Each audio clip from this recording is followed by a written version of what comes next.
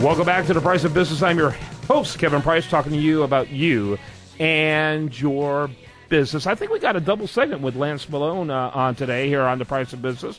Always enjoy having him on. He's with a company called Standard Supply, and you can learn more about that at ssdhvac.com, delivering solutions when it comes to AC issues for a long time, since 1946. And I think you've held up very well for that many decades. Good to see you there, well, Lance. thanks for saying that, Kevin. You know, I go to the fountain of youth as frequently as I possibly can. Obviously, I just, for clarity's sake, he graduated from ACU after I did. So, he's actually younger than I am. But You're I'd like to fairly give him a well hard time preserved, anyway. too.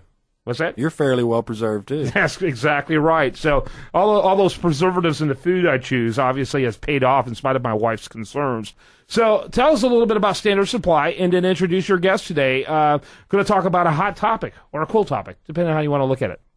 Hey, thanks, Kevin. Standard Supply is a distributor of heating, air conditioning, refrigeration, and ventilation products. And as you said, we've been in business a long time, since 1946. And what we do is we take care of the best contractors in Texas in providing them the products that they need to take care of homeowners and businesses when it comes to their heating, cooling, and refrigeration needs. And I'm super excited today to have the owner of AirTech of Houston on with us today, Bill Wagner. You can find out more about Bill's company at airtechofhouston.com. That's AirTech, T-E-C-K-H, of Houston.com. Very good. Welcome to the program. Kind of give us your elevator speech. Tell us a little bit about your company. AirTech of Houston started back in 1985. We've been servicing Houston and the surrounding areas, installing air conditioning and taking care of the Houston area. So you've been doing this for how long, did you say? 28 years. 28 years. Great. Well, I've been doing it longer, but that's how long I've owned AirTech of Houston. Awesome. Go ahead with your question there, Lance. Okay, Kevin. You know, Bill, it's that time of year when a lot of people have to look at replacing their air conditioner. In the last few years, our industry has begun to offer some new technology in terms of systems that we call two-speed systems and then even variable speed systems. And I was wondering if you could kind of explain in layman's terms for the listeners, what is a two-speed system and what is a variable speed system, how those work, and how they're different from the traditional single-speed system. Well, the single-speed system is the one most commonly used. The newer two-speed system is simply a system that can cut down its energy use and its capacity to half or 80%. And then the variable speed can go down into quarters. It can go to 3/4, half, or even a quarter. It depends on your demand. It depends on the temperature outside. The variable speed has a lot more technology involved, senses the outside, senses the comfort level that you desire in your home, has a lot more variables to that system. The two-speed is just it. It can do one or the other. It's single speed, just straight up. You turn it on, it's going to cool till it gets there. I'm assuming as these technologies get more and more advanced, they want more and more variables so people can choose what they want. It's similar to like the car industry. The government's saying that the equipment cars have to be able, they can no longer get 8 miles to the gallon. They got to get 30 or 40 miles to the gallon. Air conditioners, same deal. They have to be able to do the same job, use less electricity, be smarter about it. Mm-hmm. So the technology's advancing.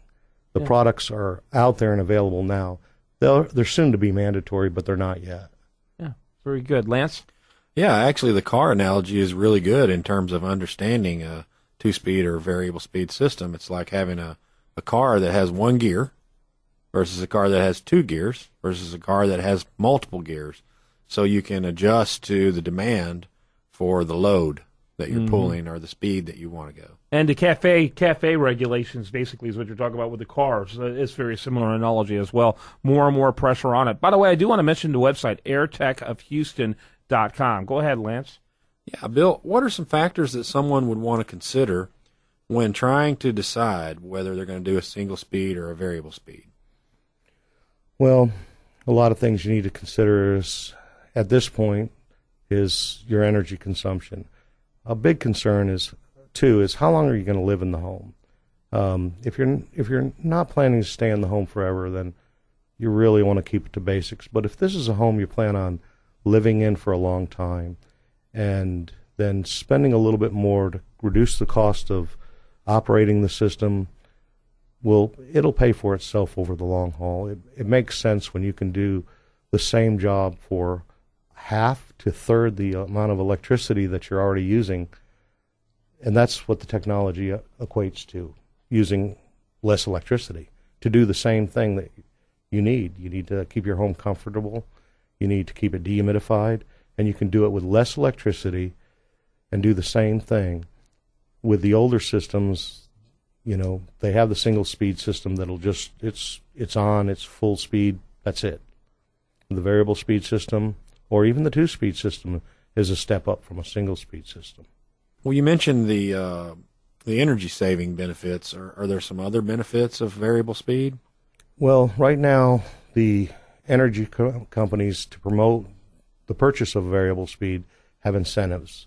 The manufacturer has incentives because it's new technology, and they realize it's expensive.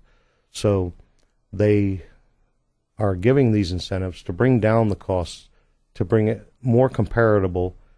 They can't get it down to where it costs the same, but they've got it down quite a bit. What's the approximate cost difference between a single speed and a variable speed on average?